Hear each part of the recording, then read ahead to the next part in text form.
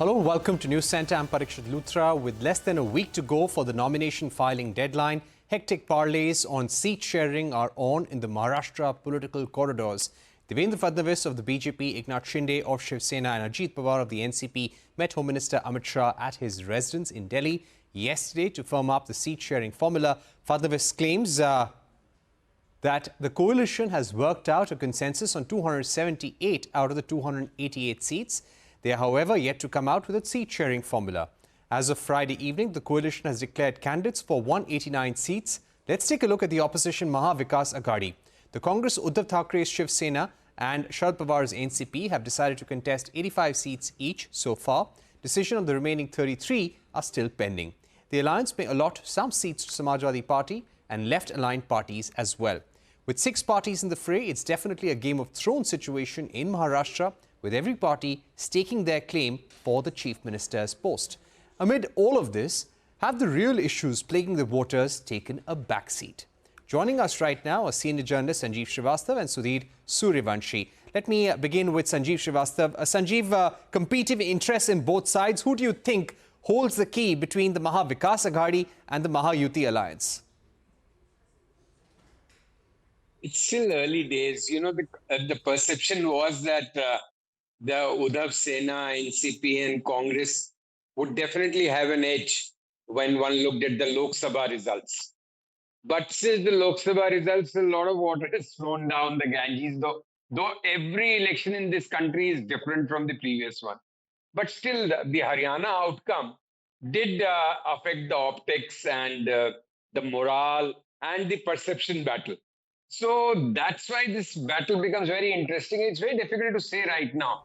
I would still say that on paper, on past track record, on issues, on the mood on the ground, the Uddhav Sena, NCP and Congress does look to have a clear edge. But how things are going to pan out, what kind of seat adjustment they will have on the ground, what will be the not just the arithmetic, but the chemistry between the alliance partners, what will be the position of rebels, because it will be a very closely contested election. I'm sure Sudhir Suryavanshi would have a more clearer picture because he's speaking from Mumbai and a lot better take. But that's my impression and that's my understanding from a distance right now. Right. Let me go across to Sudhir Suryavanshi as well. Sudhir Suryavanshi, as far as the Maha Yuti alliance goes, Amit Shah has had conversations with Ajit Pawar, also with Eknath Shinde, clearly, and also Devendra Fadnavis. Clearly, there is some trouble in the camp. There are people who are not very happy with the seat-sharing arrangement as of now. Do you think all is fine in the Maha Yuti alliance? Parikshit, if you see in Maharashtra, in Maha Vikas Aghadi and Maha Yuti, all is not well in the both alliances. If you see in Ajit Pawar list, Ajit Pawar has declared the second list. Most of the names which has declared, they are particularly from the BJP.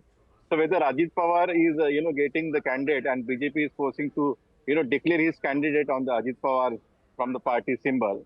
And Eknath Shinde, Ajit Pawar and Devendra Fadnavis also went to Delhi. They had long meeting with the Amit Shah Union Minister. Day before yesterday also, Ajit Pawar and Devendra Fadnavis had went there. I think a lot of discussion is happening, and there are, as per my information, there are 30 seats which are shown as a disputed or the bone of contention seats in the Maha Yuti. And the Eknath Shinde is not happy the way BJP is giving him ticket, because he is not sure whether by winning and contesting such kind of seats, he will again, get the Chief Minister coveted post. So he is also trying to get the, his share of pie, and he wants to continue as the Chief Minister of Maharashtra. But there is a huge uncertainty over it. On the other hand, Devendra Fadnavis and Ajit Pawar are joining hand, and they are trying to corner the, incumbent Chief Minister Ajit Pawar. The fight is, huge among the Maha Vikas Aghadi as well as in Maha Yuti also. Now it is depend upon the head of these both alliances, like Amit Shah and the Sharad Pawar, how they, pacify and tackle all these differences and pacify the rebellion. That will determine the final verdict of these both alliances. And this election, as the Parikshit said, this election will happen on the ground. All right, let me go back to Sanjeev. Sanjeev, one message that Amit Shah has conveyed to all three leaders of the Maha alliance is to make sure that rebels don't damage the prospects of the alliance in Maharashtra in the assembly election. Give us a sense of whether the BJP and the alliance in Maharashtra is now better prepared after the drubbing in the Lok Sabha polls.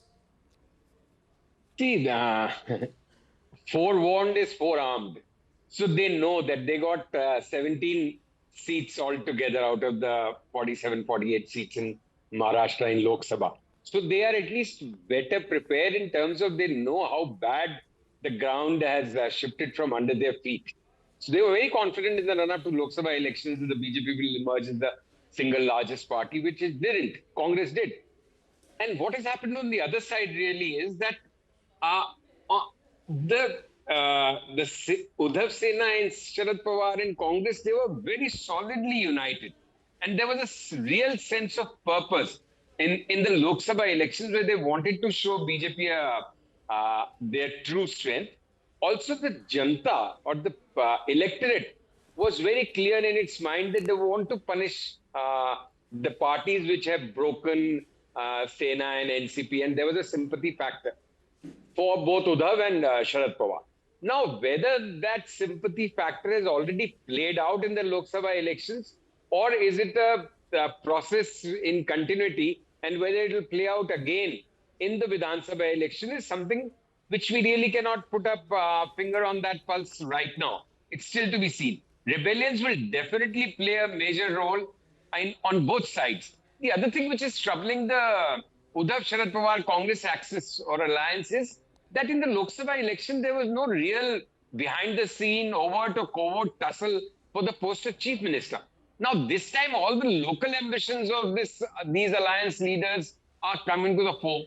Congress has smelled blood because it emerged as the single largest party, 13 seats at all. So, the different dynamics is playing out this time. And like my fellow panelists just said, much will depend on Sharad Pawar. Because Sharad Pawar may have a long future ahead, but for him, this will be a kind of a political swan song. He's mid-80s. He wants to show both to the people and his peers and the political class that he really has the muscle and the real NCP is his party, and that Ajit Pawar should be shown his place. So for that, he has to ensure that the BJP alliance is defeated.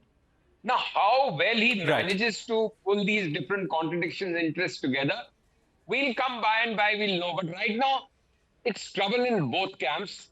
It's uncertainty in both camps. It's still a lot of bargaining, pushing and shoving, and, not showing their real hand right now, and personal ambitions on both sides. Okay, let me also get in Sudhir Suryavanshi. Sudhir, what do you think the smaller parties, the smaller outfits such as the MNS, the Vanchit Bahujan Aghadi, and the Manoj Jarange Patil faction, how do you think all of these groupings and individuals can impact the election outcome? Can they play kingmakers? I don't know whether they will play as a kingmaker or whether they will be the king. But it's certainly that in the Lok Sabha, these guys, particularly Vanchit Bahujan Aghadi had no impact at all. If you see in 2019 Lok Sabha election, Prakash Ambedkar had got 24 lakhs votes. In the state assembly election within the 6 months in 2019, he got only, 19 something lakh votes. And now in the 2014-24 Lok Sabha election, he got only 7 lakh votes. So his vote bank is, shrinking. And then the Maha Vikas Aghadi, which has similar kind of vote base as, taking Ambedkar as a vote bank. On the other hand, Jarange factor will do play the role, but it will play a major role in the Marathwada and particularly couple of, districts of Marathwada only. So the way Jarange, I think Jarange is also holding the card close to his chest. He has not yet announced that how many candidates he will, announce which places his candidates will contest. He is also saying that he is also on the wait and watch position. He is saying that let the other parties announce their candidate, and after that he will take the stand and he will decide his position. That is also interesting. I think these smaller allies and the parties will do have impact because this is very, as our fellow panelist said, this election will be, contested as a neck and neck, contest. And it will be, margin will be very less in this election, not like a Lok Sabha. There few lakh voters are there.